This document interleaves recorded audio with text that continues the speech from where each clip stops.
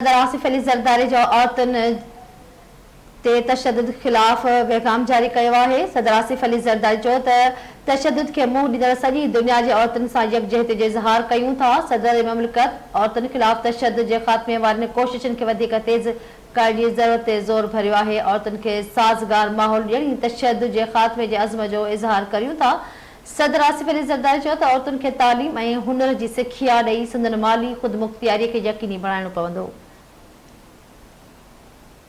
औरतुनि जे हक़नि लाइ शोर पैदा करण ऐं तशद्दुद जो ख़ात्मो आणण अंडर आहे। सदर आसिफ अली ज़रदारी पैगाम ॾिनो आहे त औरतुनि ख़िलाफ़ तशद्दुद इंसानी हक़नि जो मसइलो आहे। पाकिस्तान औरतुनि ख़िलाफ़ तशद्दुद जे मसइले जे हल लाइ पुरज़म आहे। अवां खे ख़बर ॾियनि पिया। सदर आसिफ अली ज़रदारी जो औरतुनि ख़िलाफ़ तशद्दुद जे ख़ात्मे जे आलमी ॾींहं ते पैगाम जारी कयो वियो आहे। सदर आसिफ अली ज़रदारी तशद्दुद खे मुंहुं ॾींदड़ सॼी दुनिया जी औरतुनि सां यकजहतीअ जो इज़हार कयो आहे।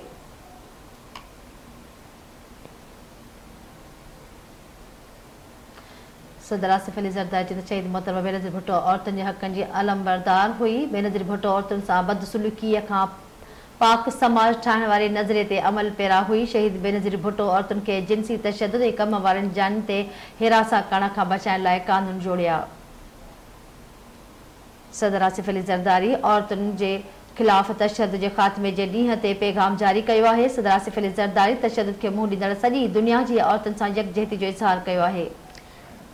सदर ममलिकत औरतुनि ख़िलाफ़ तशद्दुद जे ख़ात्मे वारनि कोशिशुनि खे वधीक तेज़ करण जी ज़रूरत ते ज़ोर भरियो आहे।